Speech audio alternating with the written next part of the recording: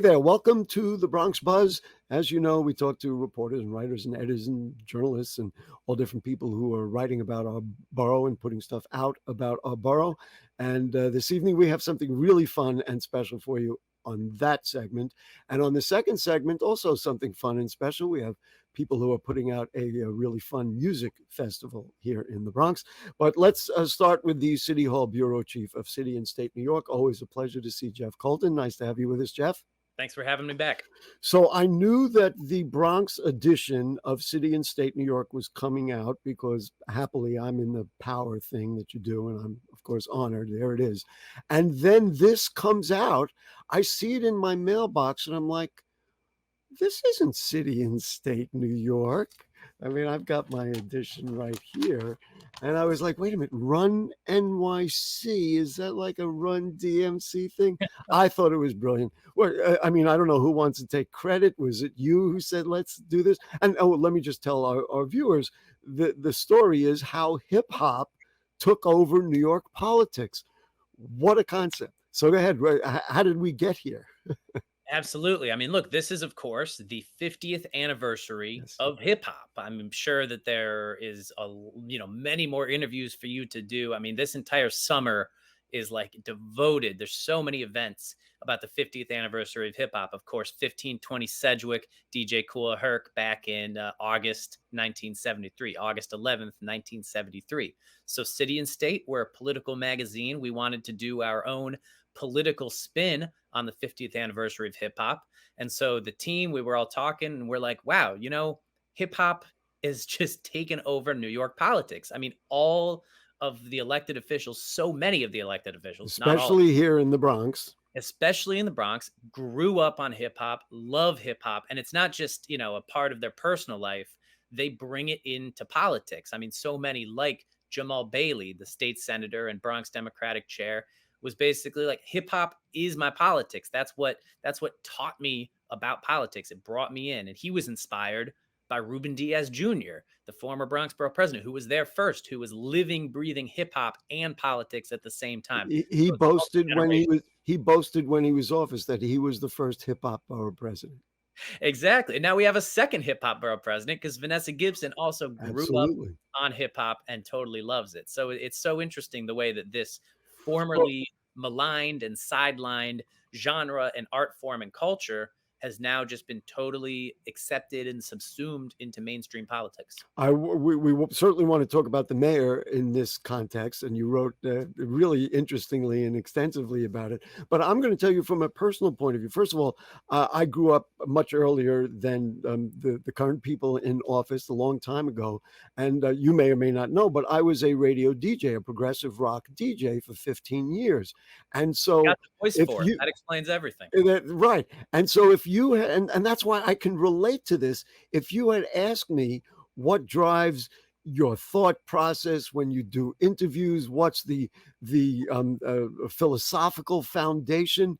Well, it came from Bob Dylan, the Beatles, the Rolling Stones, and all the things that I played, and that's what I still listen to, obviously. And so the fact that you folks brought it up and verified it and gave it credibility that hip hop is now out there, I just thought it was great. But let's talk about the mayor. Now, the mayor also endorses hip hop. He's posed with, many of the artists. Let's talk about, the both sides of this, and which really lends into Mayor Adams' personality and some of the issues he has. So let's just talk about the mayor as a hip hop mayor. Definitely. So, look, the mayor grew up in Southeast Queens in the 1970s. He says he remembers the first time he heard two of his high school classmates at Bayside High School rapping back and forth. He's 62 years old or so. He's a little bit older than most of the politicians I talked to, but he was still there. And he says he loves hip hop. He likes all genres, but he's a hip hop guy. And he makes the case that, being a black man, growing up in Queens, being around this culture, that he's the hip hop mayor. Now, some people totally agree. I talked to a number of hip hop artists and people in the culture who said, yes, like this guy is our guy. He is really there. The doors are open. He communicates with us, and we appreciate him as the city's second black mayor. But some other people are saying Eric Adams is not hip hop. This isn't a genre about fighting the power, and he is the power. He is not governing as a all out progressive. Supports the police a little too much to a lot of hip hop artists, and those in the Yeah. hip hop culture they're liking. And I even had Congressman Jamal Bowman, a total hip hop head. They basically bickered back and forth. Bowman has said, no, Eric Adams is not hip hop. He does not live the hip hop way.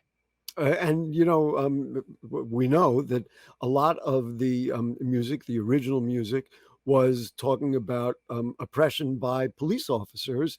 Listen, we could be here a long time talking about Mayor Adams, and in the past with stop and frisk and all that stuff. And he was, at the beginning of 100 Blacks in Law Enforcement. It's a complicated question, but I understand and understood what Jamal Bowman was saying. But in the Bronx, I mean, you talk to Althea Stevens and Ruben Diaz. I remember he would stand at his State of the Borough address and do a little rap or something like that. Yep. And so I think he legitimately is able to claim the title as the hip hop borough president. Where does it go from here? So and certainly in the Bronx, the generation of new electeds that we have at literally every level, at the city council level, at the assembly level, and the Senate level, they all are of that age, just like I was when I was back then at that age. Where does it go from here, or does ultimately sensible legislative decisions take over without that influence? Or is that influence part of what we're going to see now in the young people who are elected officials? It's just part of the culture now. I mean, if you were growing up in the 70s and 80s, you had to opt in to loving and listening to hip hop. If you're Mhm. growing up in the 2000s and the 2010s, like a lot of our elected officials now, it's just hip hop is part of the culture. It's part of the pop culture. It's bigger. So even folks that that aren't hip hop heads, they're in it. They experience it. So I think Yes. that this music and this culture is still going to continue to be influential. It's going to be welcomed in to politics. Of course, the Universal Hip Hop Museum, Coming they're soon. already a big presence in the Bronx, but they're planning to open the actual physical location in 2025. Of course, this summer, every elected official, every level of government, every nonprofit, they're all doing hip hop 50 concerts and honors and looking back at the history of hip hop. So I think that this influence will absolutely continue. It's not a flash. I'm interested in the previous discussion about the nature of the politic in the movement. So let's use the Hip Hop Museum. It's in a building that I don't have the numbers in front of me, is a certain percentage affordable, et cetera, et cetera. The perception might be that these are projects that go on, but not the kind of thing that the mayor endorses in many of his cases. Now, I don't want to presume anything about this particular project, but it occurred to me, and it's probably too far an analogy, but when Donald Trump played Bruce Springsteen songs at at his rallies, of course the boss was not happy about it and wrote to him and asked him not to. In a way, that's what Jamal Bowman is suggesting, that you're endorsing this, but your politic doesn't reflect it. That's exactly right. And look, hip hop too is a very wide genre. And Yes, of a course. lot of the current, a lot of the older elected officials, especially like Jamal Bowman, like Eric Adams, they say, "Oh, hip hop was so good in the 80s and 90s when it was about peace and love, and Right. now the new stuff, oh, it's all gangster rap and Right, exactly. culture." Listen, I don't want to run out of time. I told you I had a surprise for you. Yeah. So let's go back to, I guess, the early 2000s. And let's see, DJ Cool Herc, Curtis Blow, Grandmaster Melly Mel were all on Bronx Talk, and they talked about the origins of hip hop. So here's my little input into my little surprise for my friend Jeff. This goes back, which I can't believe, it's like 20 years on Bronx Talk. Anderson, take it away. You could see the breakdown in the record. You could hear the band tell the other member, the drummer gonna get some, the guitar gonna get some, or they're going to little solo drifts. So I used to watch this and watch particular people. I had to wait for this part of the record to come up. I said, oh, I wonder if I put all of these records back to back. And put all front, those pieces back to back. Up front, back to back, boom, boom. I call it the merry-go-round. If you look at the history of hip hop back in the 70s, Right. early 70s, right when Kool Herc moved to the Bronx, conditions there were horrible. Mm-hmm. Buildings were being burnt down by the landlords. The landlords were collecting the insurance money. So it just had a ripple effect all throughout the South Bronx. That's, if you remember in 1973, there was a lot of rubble. There was a lot of abandoned buildings. People were I really moving don't out. want to start quoting "It's like a jungle out there." It makes me It was a jungle. It was horrible. Did it have an effect on people? When they heard white lines, did they do more or less cocaine? Well, that's up for debate. I I know at first I did more. All right, there you go. Not bad, right? Did I just raise or lower my professional profile? I don't know.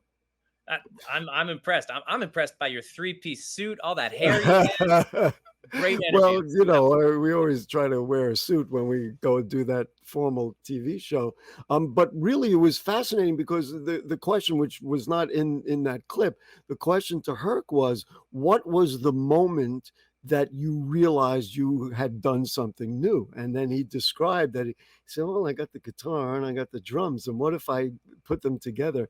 And that's how it was created. Anyway, Jeff, we're almost out of time. Thank you very much for your work.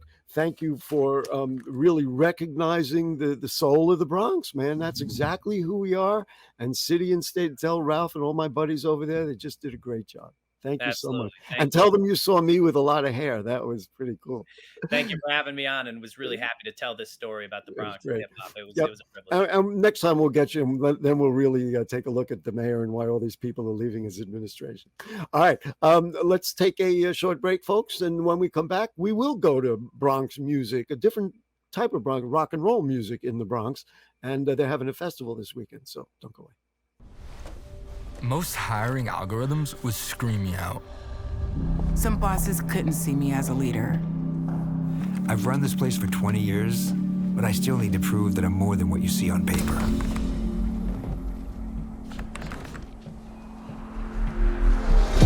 I've been running code as long as I've been able to reach a keyboard.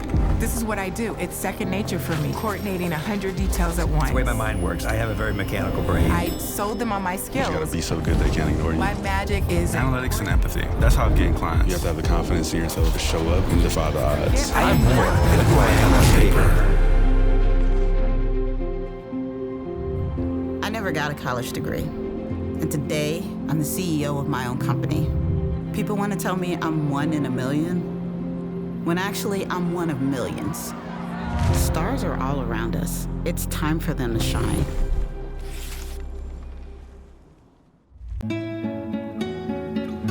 ¿Qué color?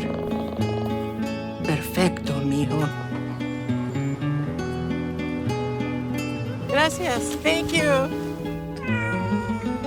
What's wrong, mijo?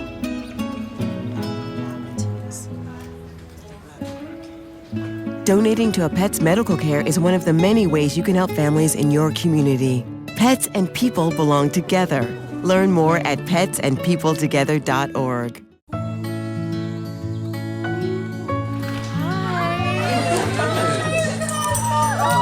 Thank you so much. Fostering a pet for a friend or neighbor can keep families together. Learn more at petsandpeopletogether.org. All right, back with you on the Bronx Buzz. I really enjoyed that segment. I know you did too. It's rare that our two segments really meet each other in the middle, but now we're doing a music thing, and we're going to talk about the Bronx Summer Jam Music Festival. So let's bring in Fernando Michael from the Fox and Kings. Nice to see you again, Fernando. How you doing, Gary? Good to see you. Always great to see you. And now I've just met DJ Mike Nickerson. DJ Mike, you're a happening guy. I'm thrilled. I try to be. That's kind of the goal. Very good. Let's just start with you, Fernando. We've had the Fox and Kings on before. You guys work really hard to promote and work with Bronx music. What's coming up on Saturday? Yeah, so in collaboration with our longtime partner, Sounds and Sirens, DJ Mike there, we're bringing back Bronx Summer Jam for the second year in a row. We launched last year in 2022, and now this year we're back at Bronx Park East, facilitating live music, free, open to the public, and we're featuring a wide range of genres that you can find here in our home borough. And when you talk about Bronx Park East, I mean, is this the part of the park that's like by Allerton Avenue in that area over there? Like so when you come off Southern Boulevard and then you make the right onto Bronx Park East? Is that what we're talking? You want to go a little further south. It's actually right off of Pelham Parkway. So right off of Pelham Parkway. Okay, yep. I know where it is. I hope people can find it. And let's just Fernando, you can talk about it, but then we'll bring in DJ Mike and the marriage, so to speak, between Fox and Kings and Sounds and Sirens. How did that happen? I mean, we were just talking before. It's a natural collaboration, but how did it happen? Why does this work so well? Yeah, I think what's most important is that Mike and I are both longtime supporters and lovers of our local Bronx music scene here. Mike has been entrenched in the local music community for years. We've been entrenched for years, and we came together around 2018, facilitating the reintroduction of the underground at FLC. And from there, you can't just go past that. What do you mean by the underground? Well, we did work. We did. Let's take the underground and put it overground. Go ahead. I'm sorry. Yeah. So Bronx Underground was a local organization. About 15 years of local music supporting the local community, DJs, rock, ska, hardcore, like all local touring musicians coming together, and it formed a community. From there, it created a family of people who loved music within the borough. And, unfortunately, it did die out a couple of years back. And Mike and I, along with all the other people that supported the original organization, brought it back. Mm-hmm. And this is the only collaboration, or are there other collaborations? And then Mike is next. We want him to weigh in. Go ahead. Yeah, I mean, Mike and I, Sounds and Sirens, and the Fox and King have worked on multiple collaborations.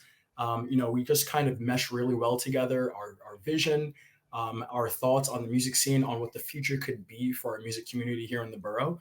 And this is just one of many. Bronx Summer Jam, I think, is the culmination of years of working together and taking our organizations to bigger heights. DJ Mike, a lot of people have companies and organizations where they rent out equipment. And you run your gig and you need a couple of PAs or microphones or whatever, and they rent them out. You have taken the position that not only do you want to do that, you want to work and help people promote things. Talk about why it's so important to you. Like, what does this mean to you to put on a festival like this in the Boogie Down? So like Fernando was saying, I've always been a big supporter of the local music scene. I've been going to local Bronx shows for the last 10 plus years. I've DJ'd so many different underground events, and I've hosted a lot of other events. Back in 2016, 2017, I did the first iteration of what would become Bronx Summer Jam. There was a backyard party that I got asked to help out with for the sound, and it turned into this big kind of like backyard underground festival with bands and DJs and hip hop performers. And I said, wow, this is really cool. I'd love to bring this to a larger scale. So fast forward a few years, I've met Fernando. We kind of created this little collaborative brand that we called Sirens and Kings. And we've done some small local festivals. We started out with a Halloween festival. 2019, we called it the Sirens and Kings Halloween Weekend. It was 3 days of music across 3 different venues in the Bronx. And, so like it was cool because, we're just local guys and, we're not really doing this for any other reason than because we love music and we love our community. We like to see people having fun. Because you believe in it. Right. Yeah. Did you want to say one more thing? Because I wanted to ask you something. So, just moving forward, that's kind of where I brought the idea to Fernando. I said, let's do a big start of summer festival. The Bronx needs a music festival. We're the people to do it. Let's do it. And it worked out. I know we have some photos. We can show photos of what it looked excuse me, what it looked like last year. What's fascinating to me, and I have this conversation over and over again every time we talk about music in the Bronx, there's a lot more music here than people are aware of. I mean, we know about the famous people. We know, about all the hip hop guys and people like Bobby Sanabria, who are absolute superstars and have dedicated their lives to developing our music. But Mike, we'll start with you. There's a lot more music out there, and so when you throw it out, we're having a Halloween party or we're having the Bronx Music Jam, it's like people know, like the Bronx people know where stuff is happening, even if it's not, on the front page of the Daily News, right? I mean, do I got that right? Absolutely, Gary. And I'll tell you, you go outside of the borough and you'll hear people from other places. Oh, there's nothing going on in the Bronx. And, tell me about it. I have to stop them. I'm like, no, dude, there's plenty going on in the Bronx. You just don't know what's going on in the Bronx because you're not there. If you're not active and you're not part of the scene and you're not going out and engaging with people and engaging with the community, you're going to be a little left out of it. We do our best to, express it through social media, to bring in as many people as we can to say, hey, listen, this is what's going on. We've got this, we'll put out, Fernando goes on his socials all the time and list all the different events that are going on, and there's so many different people from the South Bronx and Port Morris to Pelham Bay to the North Bronx. I mean, everybody's got something going on, and we try to bring as much of that together as possible. I tell people all the time that we invented all the music, so that's that. But Fernando, what's interesting to me, and I perceive it two ways. You guys both use the word underground, and I mentioned casually, why not bring it overground? Does bringing it overground ruin it, or is it really, my thing is, let's really establish this and let everybody know that our kids, especially, I mean, I'm older than you guys, but that people are into this. This is what they want to see Bronx people doing their thing.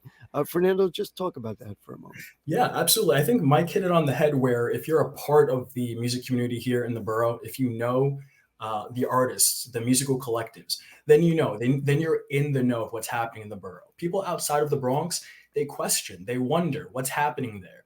But we have such a powerful community where the underground aspect of what we do, that's our superpower. We are the collective, we are the network that people want to tap into, especially within the recent years across New York City. Everyone wants to know what's happening in the Bronx. That's us. That's what we're doing. There's a psychology here in the Bronx because we feel like nobody takes care of us, so we better take care of ourselves, and I think that's expressed by what you're talking about. Fine, Ticketmaster isn't doing it, we'll take care of it ourselves. That's exactly right. So let's see, what are you guys excited now? Anderson, maybe pop up that flyer again, because there's names of groups that I have never heard. Balcony Talk, Drew Torres, Julie Quinn, et cetera, et cetera. What are you excited about seeing on Saturday? So it's Saturday at Bronx Park East, from 12 noon to 6 p.m. June 24th. So Fernando first, what are you excited about seeing? And then DJ Mike, what's going to happen that's going to be like, woo? Yeah, Balcony Talk is a big band across New York City. They've done a lot of shows over the years. They recently just played Punk Island downtown in Manhattan, which is a really awesome festival itself. July Quinn is another favorite of mine. We've worked with him for a few years now, and he'll actually be playing with a full live band behind him. Very exciting. And of course, Drew Torres, a Bronx legend. He's always exciting. You're never going to get tired of seeing him perform. I'm really looking forward to that. Wow, Gary's really going to try to get there. We got to see our people.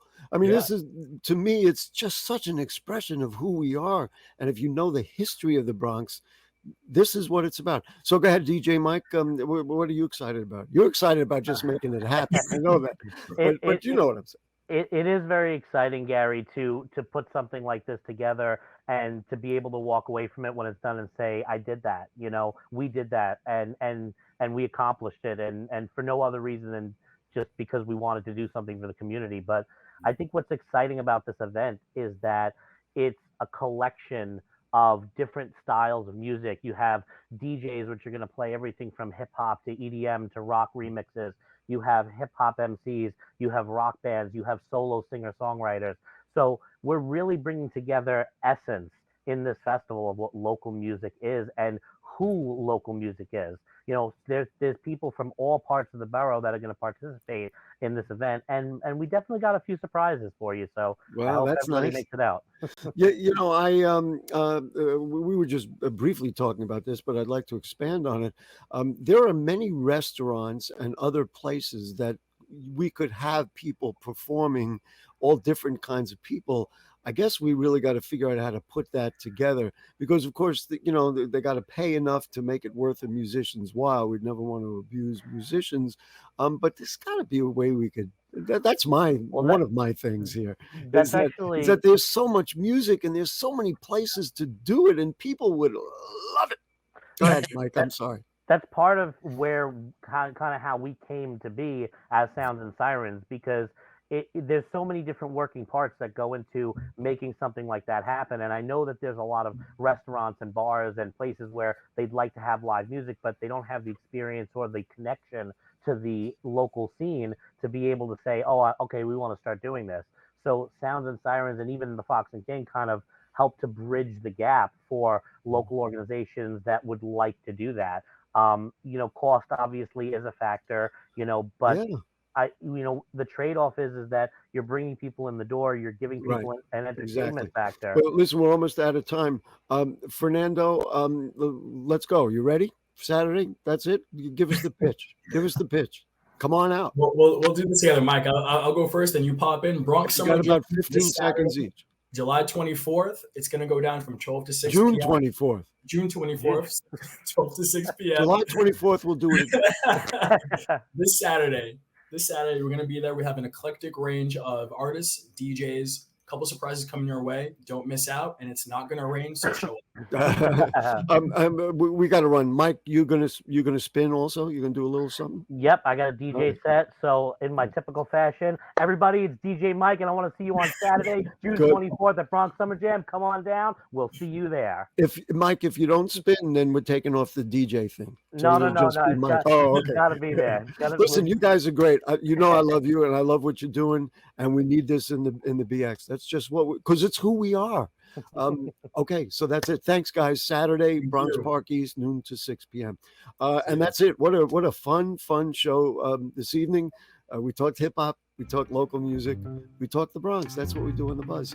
So we'll see you next week. Good night.